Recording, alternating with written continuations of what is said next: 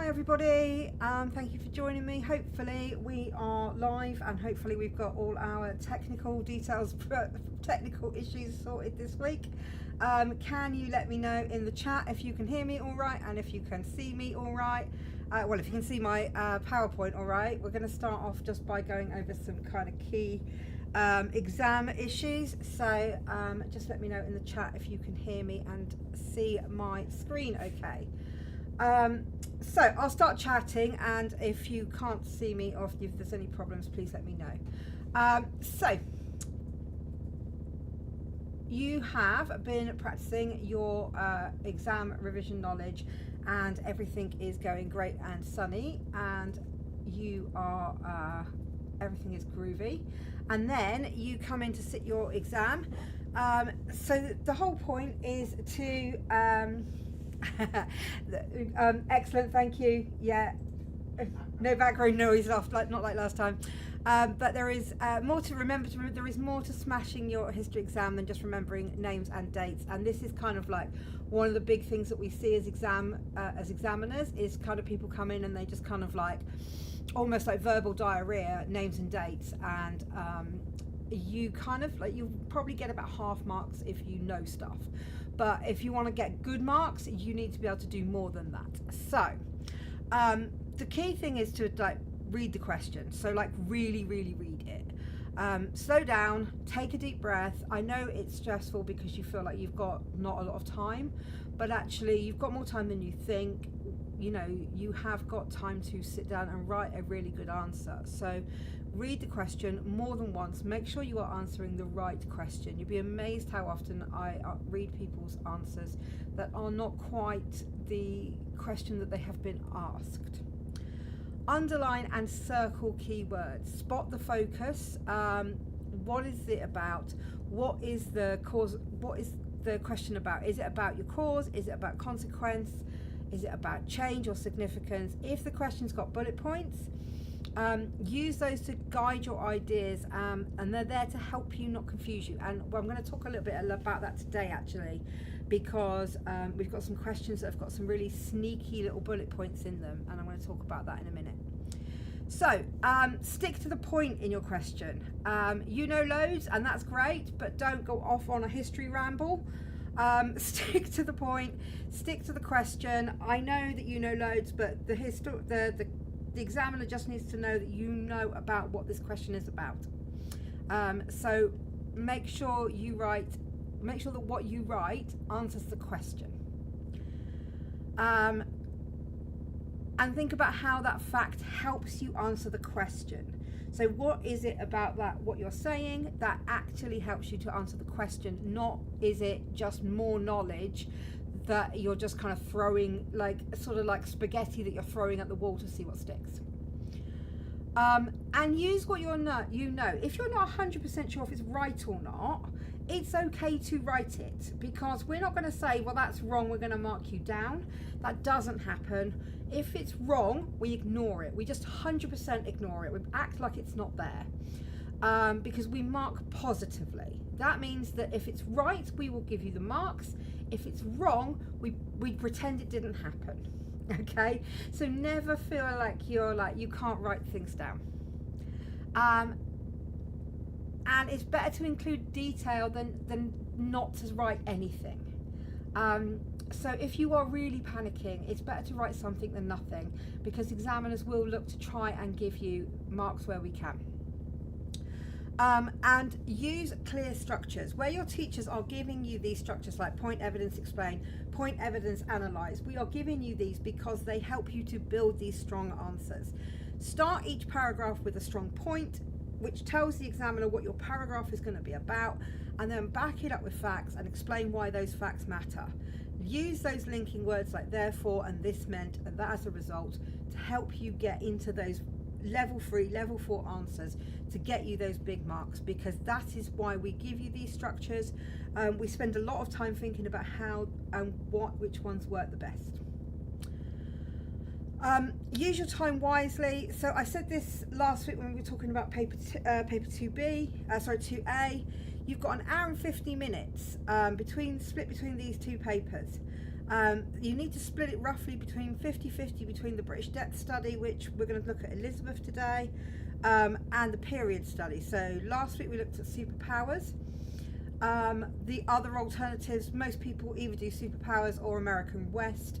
There are other options, but you have to split that time yourself. Nobody's going to do that for you, and this is really important, because nobody's going to kind of say to you, you've got half time or whatever. You've got to keep an eye on the time yourself, so make sure you keep an eye on it, and don't rush the first half and panic in the second half.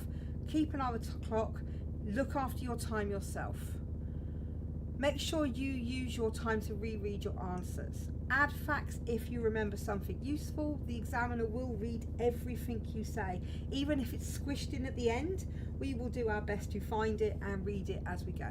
And don't be afraid to cross out stuff or change stuff. That doesn't mean you've screwed up, that means you're editing, okay? And that's what historians do, we edit. A final thought is that the exam is not a memory test. It's not a, oh, I forgot that fact, oh, I couldn't remember how to spell something or whatever. This is your chance to tell the story of the past.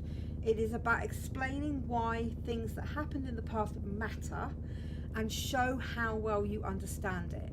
You need to read carefully and think clearly and write smart. You do have this. So let's have a look at the front of the exam paper. Over the last couple of sessions I've tried to sort of show you this on the camera, but I think it's easier just to have a little zoom in. So you have 55 minutes. Keep an eye on the time, and there are 32 marks for grabs in this paper. So first question is one feature of. There is 2 of these, and they're worth 2 marks each. These are dead easy, and they are meant to be dead easy. Because these are what we call entry-level questions. They are meant to be quick, get your marks, move on. Sort of the idea is to sort of ease you in, get you some marks, not to let you panic.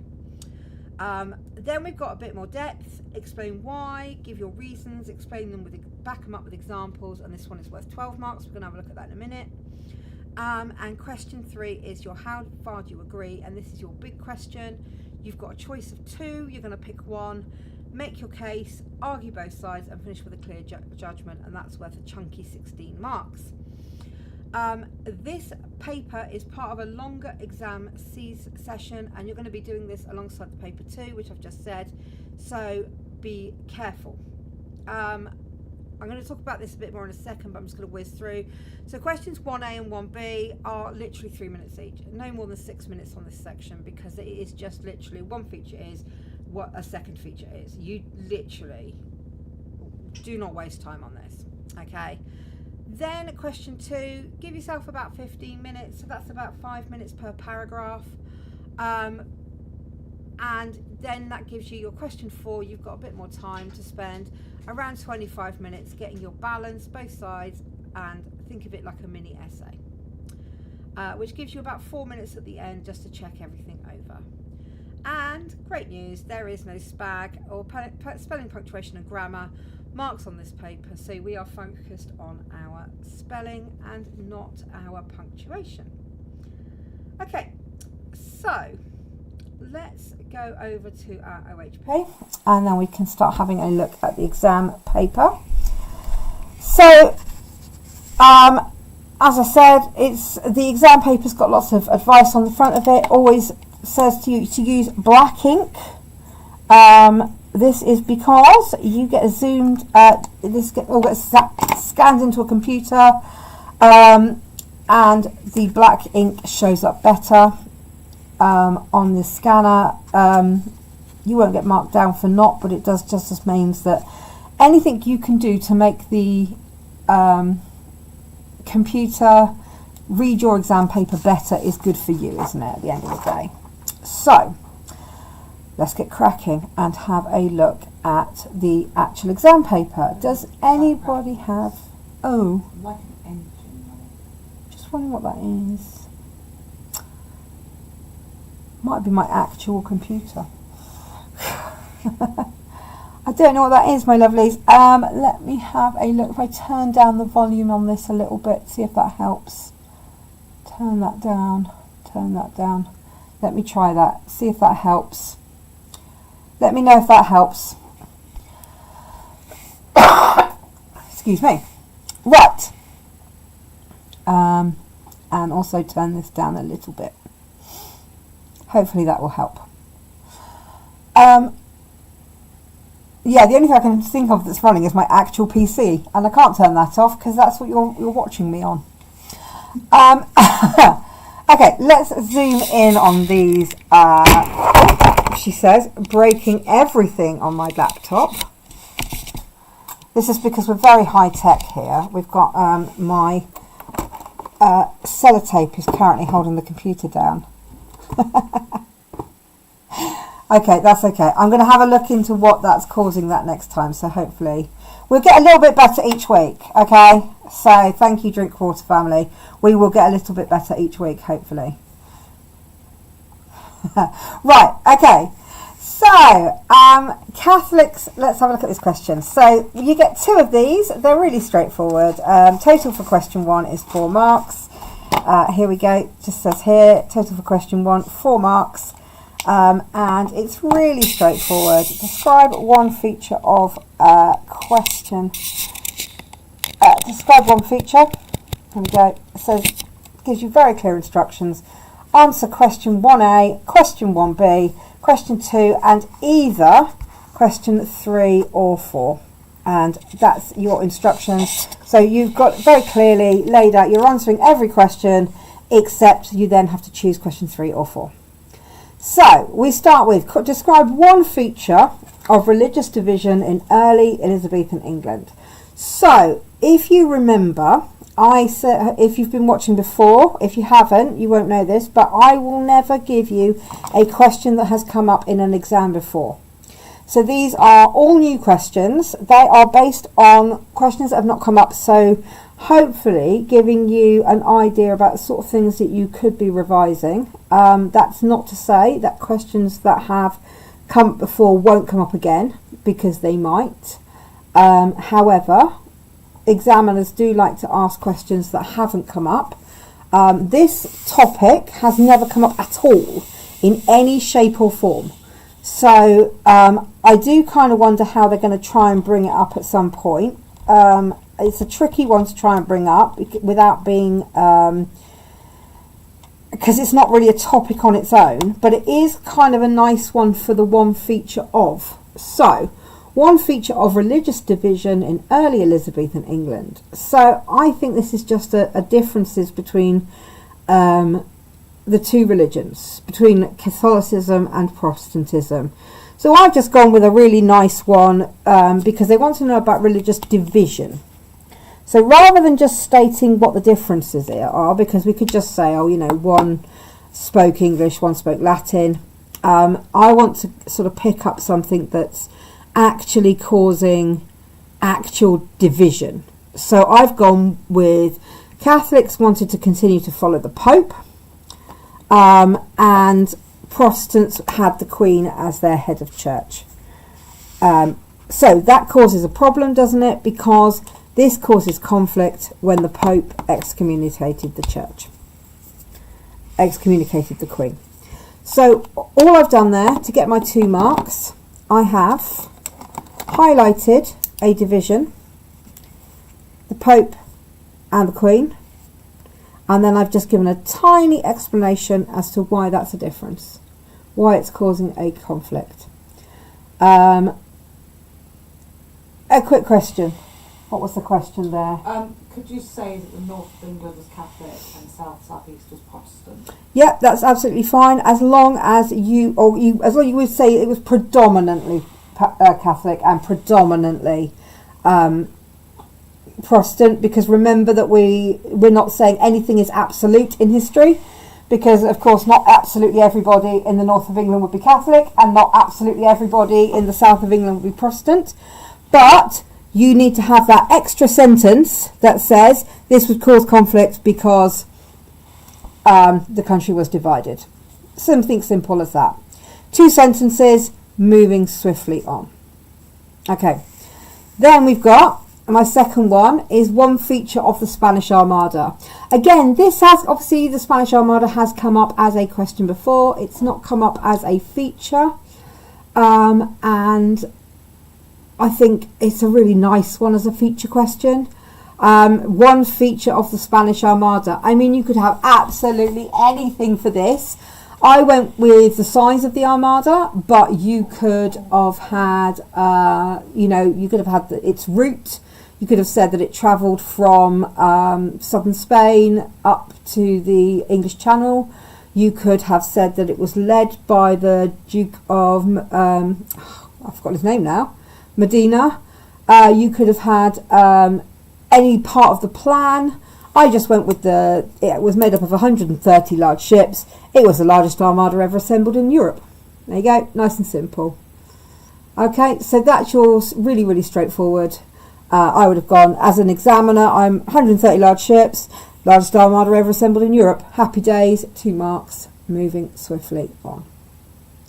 If that came up as a feature, you could all just go, woo, amazing. Okay, so hopefully that's really straightforward. It's an entry-level question. It is entirely designed to give you 2 easy marks and move swiftly on. They will avoid giving you anything that is too difficult. Okay, let's move on to the slightly more tricky questions. So we're going to have a look at a Mary Queen of Scots question. And this is a slightly trickier Mary Queen of Scots question than normally comes up. Because it's going to be a bit specific about dates, and I also wanted to have a look about what happens when we have a bullet point that we don't like. This has happened before, and it's horrible when this happens. Explain why Mary Queen of Scots posed a threat to Elizabeth in the years 1558 to 1569. So what this does, and I'm sure lots of you smart people will have spotted this already, is it misses out all the plots. So we are straight away not going to be able to talk about any of the plots in our answer because the dates exclude it. So we can talk about why Mary Queen of Scots was a threat, but we cannot talk about her getting involved in the plots, except for one of the plots. We can talk a little bit about the Revolt of the Northern Earls, but we can't talk about the Ridolfi, the Throckmorton, or the Babington plot at all, which is a bit of a pain. But that's okay. Mary Queen of Scots is a pain consistently for Elizabeth, so we can talk about that anyway. Now then, when we're talking about the question 2, the 12 marker on Elizabeth. Elizabeth can be the target for this. So this time we're talking about causation. Why is she a threat? She's a cause of threat. It can also be significance for this. So it can be a number of second order. So unlike on paper 3, where it is always causation, it can be a number of different second order concepts. But that's okay. We're not going to worry too much about that because we're just worrying about the structure. So you get 6 marks for your second order, your AO2, and 6 marks for your AO1, which is just your knowledge. And we are aiming to get up to here. We're aiming up to get up to our level 4 answers. And if you've watched me before, you will know that I use point, evidence, explain, analyse. So if it is a level 4 answer, you're going to have to put in an analyse part of your answer. If it's a level 3, we don't need it. We're just going to use explain. But because it is a level 4, we're going to have to use analyse, and a reminder that if you do not use a third aspect, you cannot access level 4. So we're going to need 3 paragraphs. Move the camera down a little bit so you can see that. So you're going to need 3 paragraphs in order to address 3 or more aspects of content. So in order to get that level 4 answer, we're going to need to address 3 or more aspects of content. So that means that you need to go beyond the bullet points. So what do we need to do to get to that level 4 answer apart from how to analyse? So an analytical explanation. So that's different, you will notice, to an explanation. Is given, which is directed consistently at the conceptual focus of the question. So in other words, your answer is always answering the question. You're not wandering off the topic. You're not doing what I said at the beginning of this live, which is wandering off the topic and scattergunning knowledge at the problem. You've got a direct answer and you're sticking to your answer. So directed consistently at the answer, showing a line of reasoning that's consistent and sustained. Again, your answer is consistent. Accurate and relevant information. What you're saying is true. Showing wide-ranging knowledge and understanding of the required features. Okay, so let's have a look at how we're going to do that.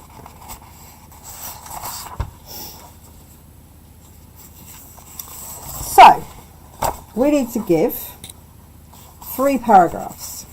And one of the things you'll notice on a 12-mark question is the first bullet point, or one of the bullet points, will always be a whole paragraph. Okay, so the first bullet point will always be a whole para. You can use that to write an entire paragraph. So my first paragraph is all going to be about Elizabeth's legitimacy and Mary's threat to her legitimacy. Okay, the second paragraph is going to give a clue to the second paragraph. It's not a whole paragraph on its own, and it never will be. Okay, this is a little bit of a clue for you, but you might be going, I can't remember what's in the Treaty of Edinburgh 1560, and you would not be alone. I had to look it up as well. I would have freaked out if I'd seen this in my exam, because I'd have been like, I don't know what's in the Treaty of Edinburgh, but that's okay. You don't know? Don't write about it. It doesn't matter. Nobody has to write about anything that's in the bullet points. Okay? You will not be alone. What you will be alone in doing, though, is ignoring it. You will be amazed how many paragraphs, if this came up as an exam, when I'm marking it, how many paragraphs I will read about the Treaty of Edinburgh that bear no relation to the Treaty of Edinburgh. Because people see it and they go, oh my God, I have to write about the Treaty of Edinburgh. I don't know anything about the Treaty of Edinburgh, so I will just write a paragraph of complete waffle. Ignore it. You don't know anything about it? Do that.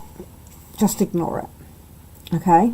But since I am here and I'm a history teacher, I went away and looked it up, and I was like, oh yeah, of course it is. And it's all about how Mary refused to accept Elizabeth as queen, and that's a problem. So I'm going to talk about that in a second, and this is a bit of revision for us all, isn't it? So, but it's just a reminder that when a bullet point comes up and you're like, oh my God, I can't bloody remember what this is all about, excuse me swearing, but I can't remember what this is all about, you can just ignore it. Okay, so let's have a look at our first paragraph, how we're going to structure it. So, because it's a level 4 answer, we're going to need to do a point, evidence, explain, analyse paragraph, because we need to get those top marks. So let's start with our point. We know what it's going to be about because the bullet points have already told us it's going to be about Elizabeth's legitimacy. So Mary was a threat because many English Catholics doubted that Elizabeth's right to rule and believed Mary was the true queen. There you go, that's what my whole paragraph is going to be about. So let's add some detail. What do we know about this? Catholics argued that Elizabeth was illegitimate because the Pope had never accepted Henry VIII's marriage to Anne Boleyn, and Mary was a direct descendant of Henry VIII. I've put Henry VII when I was typing. Let's just correct that. Henry VIII. No, I was right. Oh, dear me. You can tell it's Sunday. Henry VII through Margaret Tudor, which gave her a strong dynastic claim. There you go.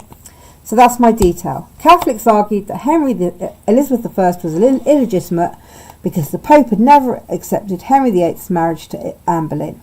Mary was a direct descendant of Henry VII through Margaret Tudor, which gave her a strong dynastic claim.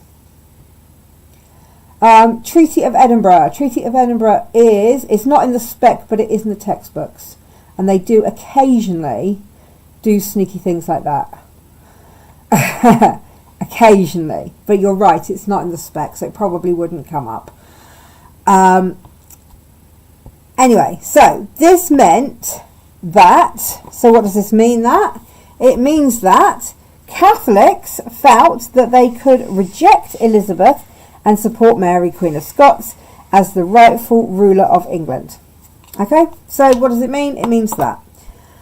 Now, my analysis, so that's basically my point, evidence, explained. So I've made a point, I've added my evidence, so now I just need to explain why does that mean Mary, Queen of Scots is a threat to Elizabeth? Well, it means that Catholics could say, well, we're not going to accept Elizabeth because she's not a proper queen, we're going to support Mary, Queen of Scots instead.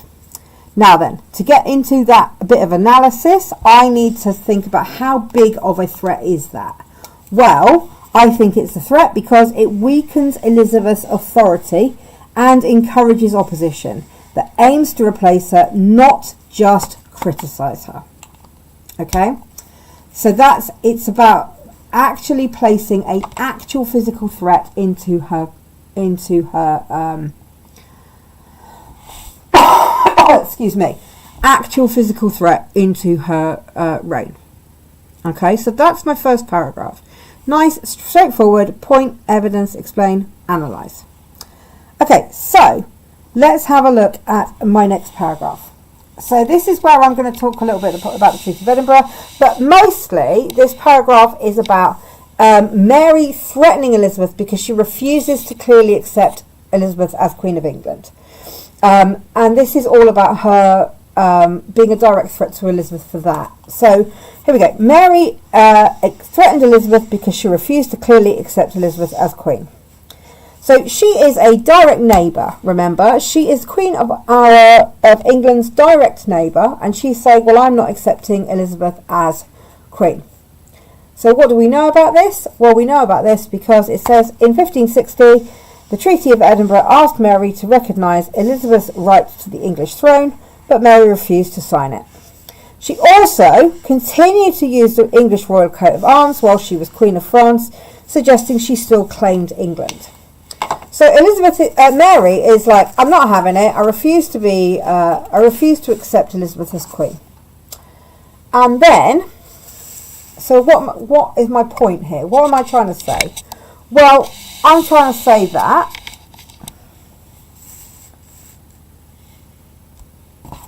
by refusing to give up her claim,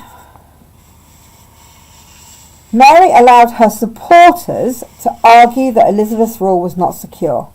This encouraged the Catholic powers to see Mary as a possible replacement for Elizabeth. So in other words, if Mary had shut it down and just been like, no, Elizabeth is the true Queen of England, I'm not having any of it, you need to support her, that would have shut the whole thing down. But Mary refuses. And so by refusing to do that, she keeps the claim open.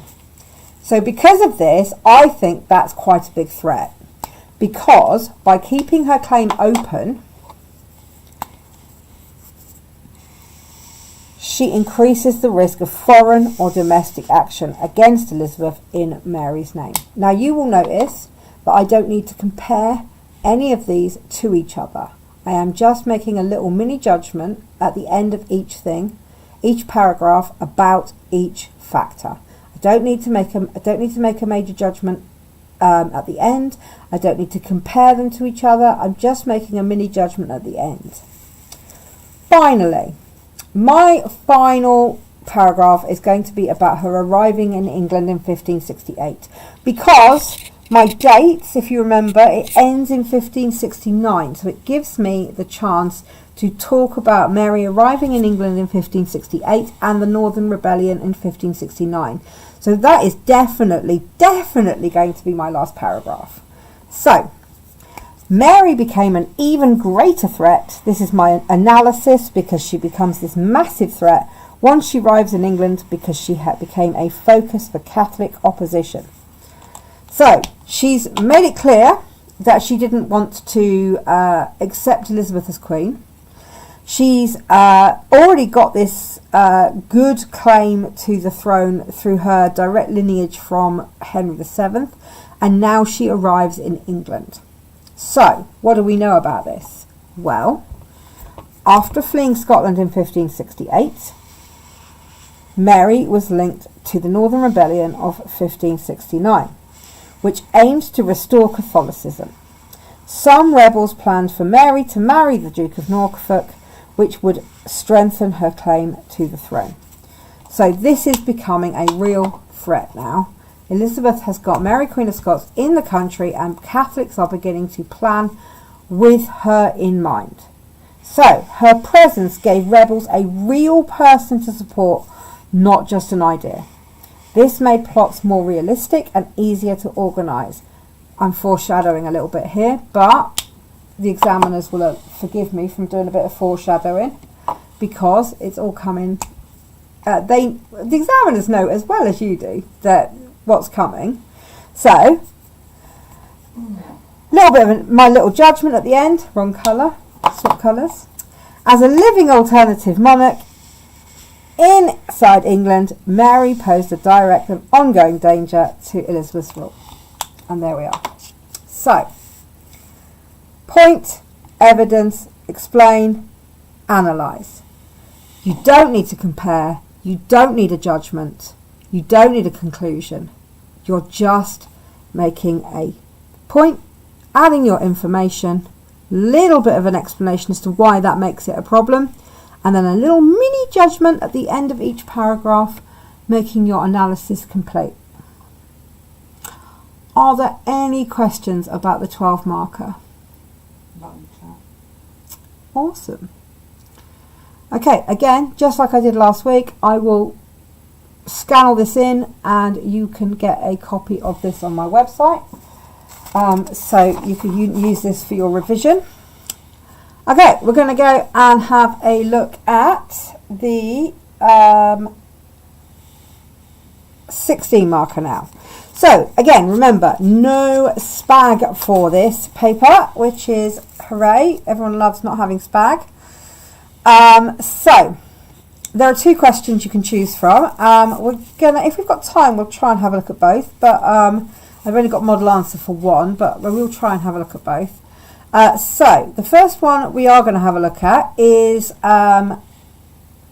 question, believe it or not, this one hasn't come up very much as a judgment question. It has come up as a 12 marker, but it hasn't come up as a judgment question. I think it would be quite nice as a judgment question, is the three plots. So the Ridolfi plot was a more significant threat to Elizabeth's reign than the Throckmorton or the Babington plot. How far do you agree? Explain your answer. And now then, with the bullet points for this one, you will notice for the 16 marker, one will agree. So the foreign involvement suggests that it agrees, and one will disagree. So I think these are a little bit vague. So the foreign involvement, you could suggest that the Ridolfi plot had more concrete foreign involvement. And Mary, Queen of Scots, you could suggest that the Babington plot had more concrete involvement by Mary, Queen of Scots. I would suggest that there is foreign involvement and Mary, Queen of Scots involved in both of them, in all three of them actually, but I would suggest that there is more concrete in foreign involvement in the Ridolfi plot and more concrete involvement by Mary, Queen of Scots in the Babington plot. You might disagree with me, but that's how I see it. If we have a look at the other 16 marker, can you stick a link to the website in? Thank you. At the moment, the link to the worked example on the website at the moment is the one from last week, but I've got to build the other page. I've got to build a live page actually, which I will try and get done tomorrow, so that you've got all the past lives with all the worked examples on it as well. Okay, so the other, if you look at the crying out loud, if you look at the other 16 marker and we look at the bullet points for the other 16 marker, we can see that the education for girls improved dramatically during Elizabeth's reign. How far do you agree? Dame schools, again, is an agree, and the cost of education is a disagree. So you will always have one agrees, one disagrees. So that's quite nicely sets you up for a, the bullet points give you some nice clues there. So bullet points, there's always like a pattern to the bullet points. It always looks like there isn't, but there always is, and it's always useful to know those. So we're going to have a look at the Rodolphi plot question, and have a look at that, and then if we've got time we'll have a quick look at the education for girls question. Okay, so let's start by having a quick look at the how we answer this. So Rodolphi plot, so this time this is a significance question. Again, it can change, your AO2 can change, and I said to you guys who were here last week that usually it's an even balance. 16 marker is the exclusion for this. So for this time it is AO2 is 10 marks. So this is primarily about how well you structure your answer. It is primarily about how well you analyse and how well you explain. You get 6 marks for your knowledge, so you get some marks for what you know, but you get most of the marks on this for how well you explain and how well you analyse. So again, we are on a level 4, so we are on a point, evidence, explain, analyse, and in order to get into that level 4 we need to have, again, analytical explanation. Again, big difference, explanation, analytical explanation. Directed consistently, so we are making sure we are always answering the question. Line of reasoning, we are always answering the same question. Accurate and relevant information, so what we are saying is actually answering the question, we're giving the information, we're not using a scattergun approach. Wide-ranging knowledge, so we are using a collection of information, we're not just relying on the same information over and over again. And this is the new one, so criteria for the required judgment are justified. So by this they mean that you are applying a sensible judgment. You're not just kind of going, so overall, just whatever, I think it's fine. I agree because vibes. Okay? You're saying that you agree and you're giving good, sensible reasons for that. So when it says justified, it just means that you're giving a good reason for that. That's all it means. And that they are applied in the process of reaching the overall judgment. So in other words, you've applied that judgment throughout. Okay? And again, no access for level 4 answers that do not address 3 or more aspects of the content. So in other words, you need to talk about more than foreign involvement and more than Mary Queen of Scots. You need to talk about more than that. So that's because we're going to take a 3-paragraph approach again. And this time we are going to use a short introduction, short conclusion. And the reason we're going to do that is, if I just go back to the mark scheme, the reason we're going to use an introduction, some teachers say not to use an introduction, but the reason I say you should is this. The overall judgment is given, but its justification is insecure or asserted. And if we compare this to level 1, the overall judgment is missing or asserted. Okay, so as an examiner, when I come to apply your marks, so I might be like, wow, this is fantastic. This student has clearly run out of time. Their paragraphs are great. They've given really good explanations, accurate and relevant information, but there is no judgment. Okay, so what's going to happen is the whole answer is going to get dragged down to probably the bottom end of here, because without that judgment the whole thing gets dragged down. So what I suggest you do is you start with your judgment, because if you run out of time, this is where you end up. So I would much rather you start with your judgment up here, and then you're nice and consistently probably going to get that instead of that. So that's my reasoning. So I always say start with I agree, and that way you're straight away you're into your level 3, because you've automatically started with a judgment. Okay, so I agree that the Ridolfi plot was more significant threat to Elizabeth's reign. So there you are, my judgment. Okay, and then I'm going to give a short reason. It's only short. I'm not going to go into my whole reasoning because I've got a conclusion later on that's going to give that, but I'm going to start with my judgment. Okay, so I agree that the Ridolfi plot was more significant. While the Babington plot was important because it forced Elizabeth to act against Mary, the Ridolfi plot was posed a wider and more immediate danger to the stability of the state.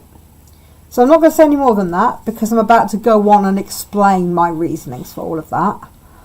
But right now, I'm just going to start with my intro, just so that no one can ever say I was here. Okay, I don't want anyone to ever say I was here. I want someone to take me straight out of that level 1 category immediately, because none of us want to be in level 1. We all want to be moving on up. So once I've done that, I'm going to jump into my first paragraph, and I'm going to use my point evidence explain structure, because that's what's going to get my best marks. So I'll talk about the Ridolfi plot. Why do I think the Ridolfi plot was the most serious threat? I think it was the most serious threat because it involved clear and realistic foreign support. Let's go back to our bullet points. Foreign support, foreign involvement. So let's talk about the foreign support. What foreign support did it have? Well, the Ridolfi plot planned for Spanish troops to invade from England, from the Netherlands, with support from the Pope. Okay, that's it. That's what I'm saying. Just a quick drink.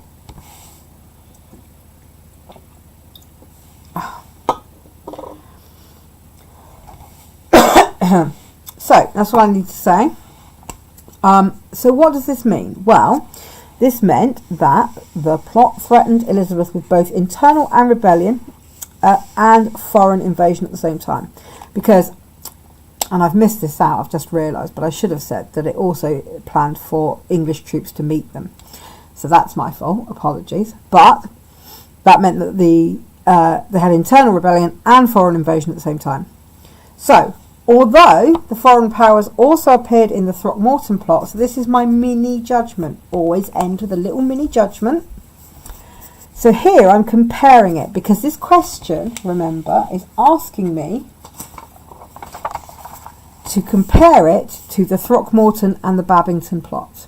Okay, so I'm going to end with a little mini judgment that compares it to the Throckmorton and Babington plot. So although foreign powers also appear in the Throckmorton plot, those plans were uncovered early and never came close to action. The scale and coordination of foreign involvement in the Ridolfi plot made it a greater threat. Okay, so all I'm doing is just comparing it to the Throckmorton, and I'm saying, well, actually, I think it was a bigger threat because of this. Okay, so now I'm going to talk about the involvement of Mary Queen of Scots. Do I think that that made it more or less of a threat from the Ridolfi plot? Mary's role in the Babington plot was more direct, but it doesn't make it more of an overall threat than with the Rodolphi plot. So I'm sticking to my argument. My argument is going to be the same all the time. I'm not going to jump around. I'm not going to say, oh, well, actually, the Babington plot was more of a threat over here because of this. I'm sticking to my same argument. I'm going to say, well, Mary Queen of Scots was more involved in the Babington plot, but that doesn't make it more of a threat. And here's why. So here's my detail. 1586, Mary's letters approving the Babington plot, including plans to assassinate Elizabeth, were intercepted by Walsingham. This finally proved Mary's guilt and forced Elizabeth to order, turn over, her execution. Okay, so all I'm doing, that's my detail. Uncovered her role. She was sending letters, it uncovered her role, and Elizabeth was forced to order her execution. However, this shows that Babington plot was significant because it ended the threat, but not because it posed the greatest danger at the time. So this is my judgment. That should have been my explanation, but we're not going to worry. However, this shows that Babington plot was significant because it ended the threat, not because it posed the greatest danger at the time. So we're saying that with hindsight, the Babington plot was significant because it ended the threat of Mary Queen of Scots, but it wasn't a big threat at the time. In contrast, during the Rodolphi plot, Mary was alive, politically useful, and supported by foreign powers, making the threat broader and more destabilising. So my argument is the Babington plot was only significant because it helped to end the threat of Mary Queen of Scots. It's not a threat because, unlike the Rodolphi plot, where you've got the Pope and you've got the King of Spain and you've got all the kind of major players involved in it, that's a bigger threat. Okay, and then finally, I'm going to finish with saying about how it aimed to end her through invasion and regime change. So, the Rodolphi plot represented a more serious challenge to Elizabeth's rule because it aimed to replace her through invasion and regime change. So, let's add a bit more detail. The plot planned to depose Elizabeth and crown Mary with the support of Spanish troops and English Catholic nobles, and this went beyond assassination or rebellion and threatened the entire political system. So that's just my explanation. I'm saying this goes beyond assassination or rebellion, which, if you think about it, the Throckmorton was nipped in the bud far too early, and the Babington plot was just rebellion, whereas this is an actual attempt to invade England and overthrow her using Spanish troops. So, my judgment at the end, while the Babington plot led to Mary's execution, it was tightly controlled by Elizabeth's spy network and ultimately strengthened the regime. The Rodolphi plot, by contrast, exposed how vulnerable Elizabeth was to coordinated foreign and domestic threats. So, all I've done is I have gone through one factor at a time. So the first one was foreign intervention. The second is Mary Queen of Scots, and the third one is invasion and regime change. So actual physical threat to Elizabeth. So now I'm going to go into my conclusion, where I'm just going to pull those threads together. Overall,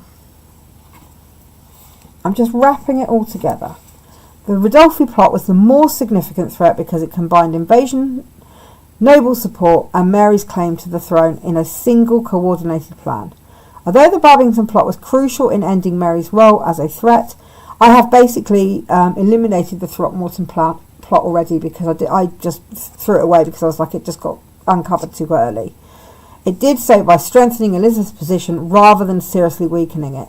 Therefore, I agree that the Rodolphi plot was the greater danger to Elizabeth's reign.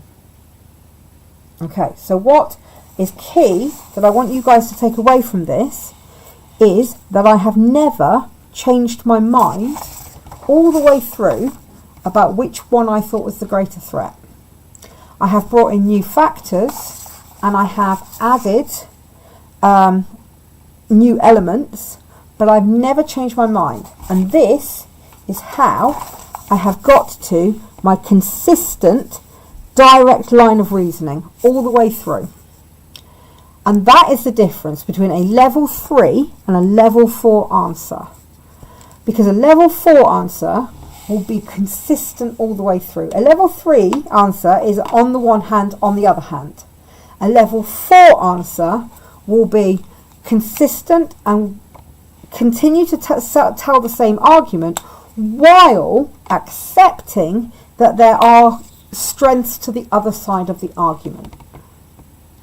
Hopefully that makes sense to you. How are we doing for time? We've got 5 minutes, so I want to have a quick look at the education question if we've got a minute. So if you've got any questions about the 16 marker, stick them in the chat, and we've got 5 minutes to have a quick look at that. But while I'm waiting, I'll have a quick look at the education question. So I think if this came up, this is quite a nice question. I think it seems like a harder question on the surface than it actually is. I would personally go with a massive disagree on this question if this were to come up. Although there was more widespread use of dame schools in Elizabeth's time, and it's easy to sort of say, well, Elizabeth was highly educated. Elizabeth was very much the exception. And dame schools were more a reflection of the need of the growing middle class for their kids to be educated, particularly their young women to be educated to be able to keep the books and to be able to look after their households. So for the growing middle class, they needed to be able to, the young women in the middle class households needed to be able to run the household. Whereas before, you wouldn't need to read and write to do that. But as your household grew, as you became wealthier, you would need to be able to, sort of keep the books of the household, employ servants, all of those kinds of things, which would require you to be able to read and write. So that's why dame schools grew up. But actually, for the vast majority of girls, nothing really changes. You are... girls, for the vast majority of girls, poor girls, nothing changes at all. You don't go to school, you live your entire life illiterate. For rich girls, you probably go to school with your brother's tutor until your brother goes off to be either a squire or grammar school, at which point you lose your tutor. So actually, my argument for this would be largely disagree, not much changes. Okay, hopefully you guys have found that useful. Is there any questions? Lots of thanks, really helpful. Oh, Thank you. cool, really help. Yep, that's really useful. I'll be updating my website tomorrow with a live page, so I'll be adding all the new live videos and all the worked examples that we've used. And yeah, if there's anything that you would like to see in the next coming weeks or whatever, stick it into my socials and I will do my best to help. But otherwise, I will see you all next week, hopefully for either crime and punishment or medicine. Cool. Thanks very much for joining me, guys. Take care.